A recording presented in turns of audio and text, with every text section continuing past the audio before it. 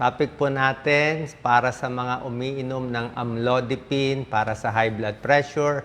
Meron lang ako konting paalala, konting warning. Ako po bilang internist, cardiologist, papakita ko sa inyo ano mga benefits ng amlodipine. Marami siyang benepisyo, advantage. Pero meron din tayong dapat ingatan o yung quote-unquote mga hindi dapat ginagawa pag umiinom tayo ng amlodipine para maganda epekto sa atin. Unang-una, bigay ko muna yung advantage. Okay? Alam naman natin sa high blood pressure, ang normal blood pressure, 120/80, di ba? Sabi ko, pag lumampas ng 140/90, high blood na yon. Actually, sa ibang tao, mga 130/90, sumasakit na ulo. Medyo high blood na nga yun kung yun ang pakiramdam nyo. Pero kung lampas na ng 140/90, may sintomas na, kahit walang sintomas, high blood pressure na tawag. Isa sa pinakamagandang gamot para sa akin, favorite ko to, isa sa pinakamabisang gamot sa high blood, amlodipine. Yan ang binibigay ng mga cardiologists. Pang mayaman, pang mahirap. Amlodipine is a generic yan Generic yung amlodipine. Maraming brands yan. Sa daang-daang gamot sa high blood, amlodipine, isa sa favorite ko, pinakamalakas. Okay, ano advantage niya? Number one, napakalakas na gamot ang amlodipine. Ibig sabihin, kahit blood pressure mo 200/100, usually kakayanin pa niya. Malakas siya Ang epekto ng amlodipine, binubuka niya yung mga artery natin. Yung artery sa mga ugat, dito, pati sa puso, pati sa katawan. Kaya dahil binubuka niya, lumuluwag yung mga artery natin. Kaya pag bomba ng puso, mas maluwag, mas relax. Kumbaga sa daanan sa highway, pinaluwag niya yung highway. Parang Commonwealth, imbis na 4 na lane, 6 na lane, 7 lane, so maluwag, bumababa blood pressure. So napakalakas, napakabisa ng amlodipine, mura. Mura amlodipine, may generic Diba? Generic o branded? Short answer, kung may pera kayo, mayaman kayo, gusto niyo branded, okay. Walang pera, pwede na generic. Effective na rin yan. Isa pang napakagandang advantage ng amlodipine, napakatagal ng epekto. Ang epekto ng amlodipine is 24 hours. Okay? Bihira ang gamot na ang epekto ay 24 hours. Usually, ang mga gamot, epekto mga 12 hours lang, 10 hours, mga captopril, 10 hours, losartan, 12 hours. Ibig sabihin, ininom mo sa umaga, sa gabi, wala ka ng protection. Itong amlodipine, 24 hours, lampas pa.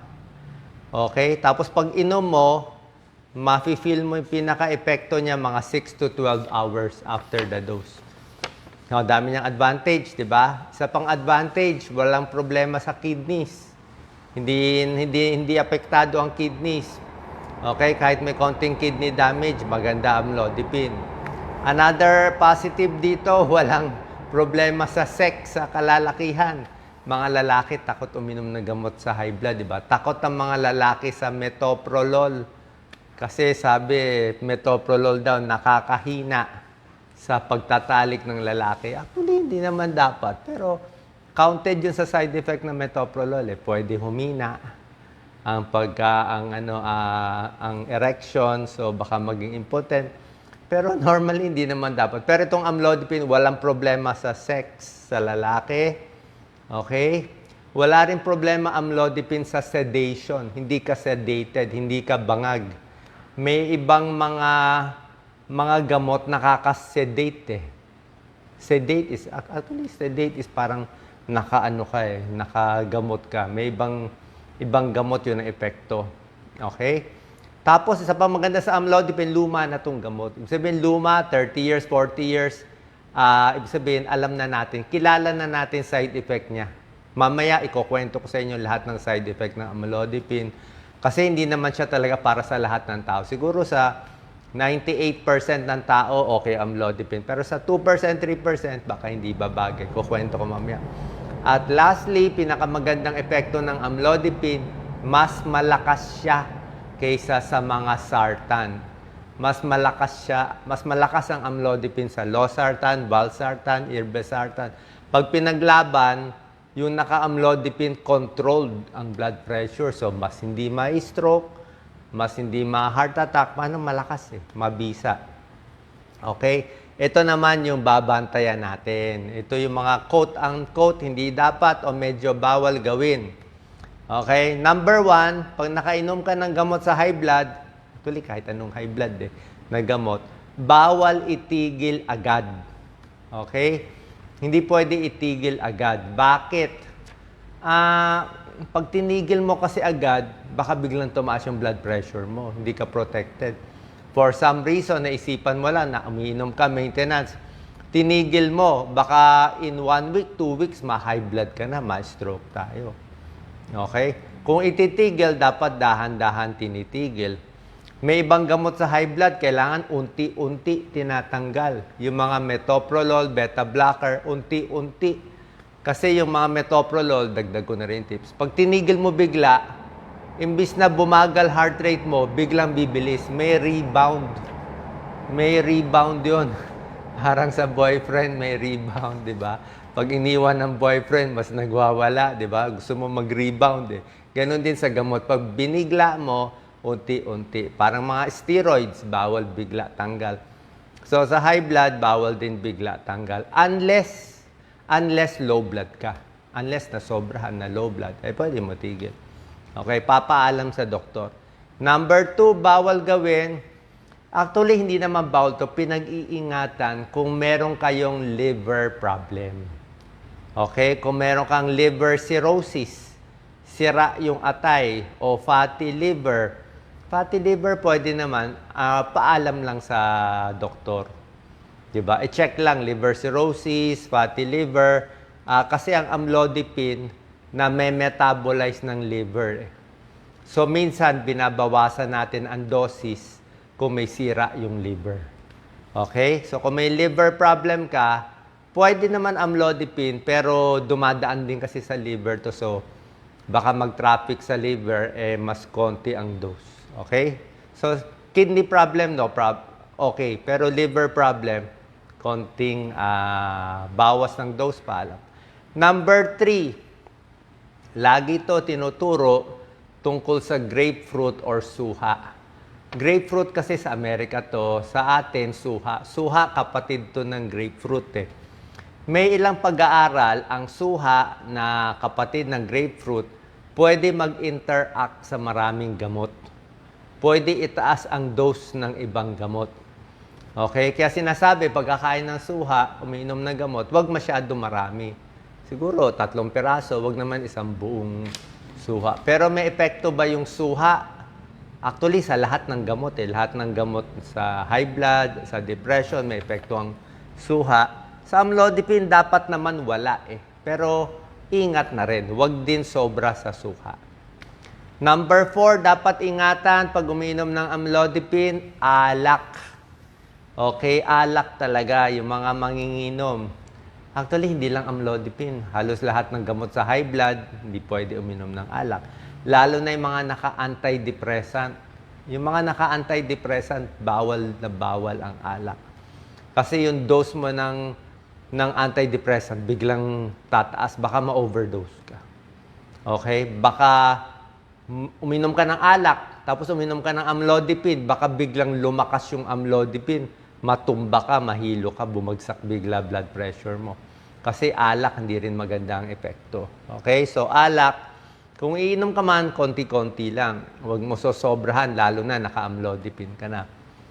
Number 5, dapat ingatan yung pagdagdag ng ibang gamot sa high blood. Minsan kasi, maraming kababayan natin naka-maintain na sa amlodipine, gusto pa magsubok-subok. Sinabi ng kababayan niya, kapitbahay niya, uminom nitong dagdag gamot. Kakadagdag-dagdag mo, sinabi ko nga sa inyo, malakas na tong amlodipine. Pag nadagdagan mo, baka ma-low blood ka naman. Diba? Ayaw natin low blood, baka mahilo ka.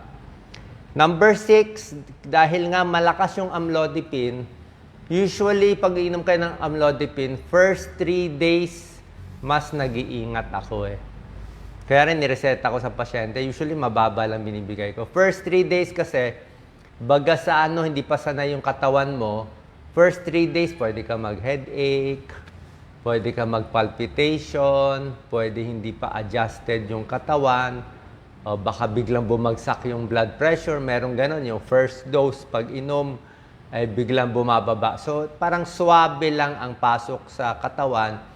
Pag nasanay ka na, 1 week ka na umiinom ng amlodipine, eh pwede na tuloy-tuloy yan. Usually nga, pag high blood, pang matagalan ang inom nito. So, having said that, number 6, iwas sa sobrang exercise. Sobrang pagod, sobrang exercise, lalo na kung bago pa yung gamot nyo o nagda-drive ng truck o heavy machinery, diba? Na may bagong gamot ka, hinay-hinay lang, easy-easy. Baka biglang mahilo sa pagtayo. Number 7, pag umiinom ng amlodipine or ibang gamot sa high blood, ingat din sa herbal supplement. Okay? Hindi ko sinasabi, wag uminom ng supplement ninyo. Kung maraming klase, libo-libo din yung supplement. Pero syempre, itong mga supplement, parang gamot din siya. Kahit galing sa halaman, maraming gamot sa medisina, halaman naman ng pinag-umpisahan, parang yung digoxin, lanoxin, ano yan eh, halaman yan, plant yan eh. So, kung umiinom ka ng herbal supplement, baka nakakalabnaw ng dugo, baka nakakababa ng blood pressure, tanong nyo muna sa doktor nyo, baka mag-interact. Marami kasing interaction ang gamot sa high blood at ibang gamot. Okay? Ingat. Number 8, ito, pinaka-importante, buntis. Okay? Bawal uminom pag buntis. Okay? May gamot sa high blood na bawal sa buntis. Ano yung pinakabawal sa buntis? Pinakabawal yung losartan. Lahat ng sartan, valsartan, irbesartan, bawal sa buntis. Kaya pag ito maintenance mo, may bala ka magbuntis, eh dapat palitan mo yung gamot mo sa high blood. Kasi itong mga gamot, pwede magka-diferensya yung baby. Pwedeng magkaroon ng defect yung baby. Kahit yung mga pril, bawal din. Enalapril, captopril, lisinopril, hindi rin pwede sa buntis.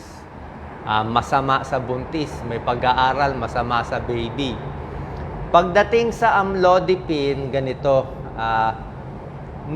walang pag-aaral. Walang pag-aaral. Classification niya, class C.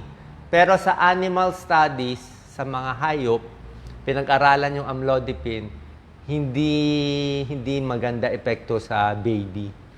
Parang nakakaliit ng baby.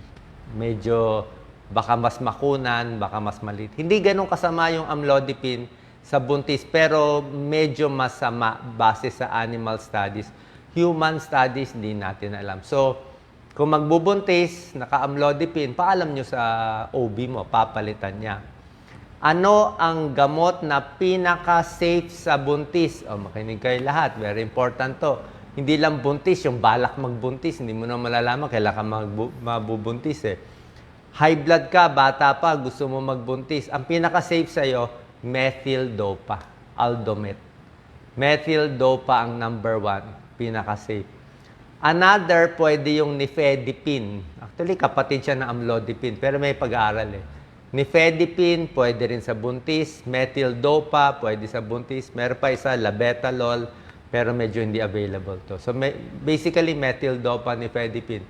Kung buntis. Tsaka kung breastfeeding, hindi rin pwede. Breastfeeding, hindi rin pwedeng losartan, kahit itong amlodipine. Baka maka-apekto rin sa baby. So, yan kung may balak magbuntis, iwas din sa, or tingnan mo muna kung buntis ka. Kung buntis na, hindi na po pwede. Palitan na iba. Number 9, ito naman, medyo rare na sakit naman to, aortic stenosis. Ito, sa mga may edad, tumitigas yung aorta, yung isang valvula, bumababa yung sirit. Kung may ganitong sakit, bawal din yung mga amlodipine. Pero rare naman to. And number 10 na bawal mag-overdose. Maraming kababayan natin, ano ang dose ng amlodipine? 2.5 milligrams, mababa, hanggang 10 milligrams. Yan ang dose. Ah, ang nabibili sa atin, 5 milligram tablet. Kaya reseta ko kalahati, half. Half ng 5 milligram, 2.5. 2.5, malakas-lakas na yan. Bababa na blood pressure mo mga 5 points. So, pag 5 milligrams ang gamot mo, bababa blood pressure mo siguro mga 10 o 15 points. Pag 10 milligrams, bababa blood pressure mo baka 30, 40 points. Kaya niya ibaba. So, ang maximum dose ng amlodipine is only 10 milligrams amlodipine. Marami ako naririnig, nagse-self-medicate, mataas pa yung blood pressure, kulang ang 10, ginawang 15, marami ginagawang 50, bawal po. Ulitin ko, bawal lumampas sa 10 milligrams. Overdose yun. Okay, hanggang 10 lang. Dok, paano kung 10 milligrams na amlodipine, mataas pa rin BP ko? Dadagdagan mo ng iba. Dagdag ibang gamot. Dagdag ka ng mga sartan, irbesartan, losartan. Diba? Mag-a-add ng iba. Merong mga diuretic, merong mga clonidine, marami pang mga variation. Pero hanggang 10 milligrams lang. So, yan yung mga bawal. Okay? So, other tips. Dadagdagan ko pa. Pwede ba, ito mga tanong nyo. Pwede bang walang laman ang tiyan? Actually, pwedeng walang laman ang tiyan sa amlodipine. Usually, hindi masakit. Pero kung, let's say lang, humapdi ang tiyan, di with food.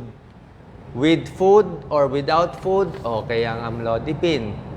Ano pa sa pinaka-side effect ang pinaka-problematic na side effect ng amlodipine ay manas. Ang manas in 3% of people, ibig sabihin sa 100 na binigyan ng amlodipine, 3 magkakamanas. Bakit nagmamanas? Hindi man delikado yung manas niya, pero binubuka nga yung mga artery natin, di ba? Yung artery, binubuka.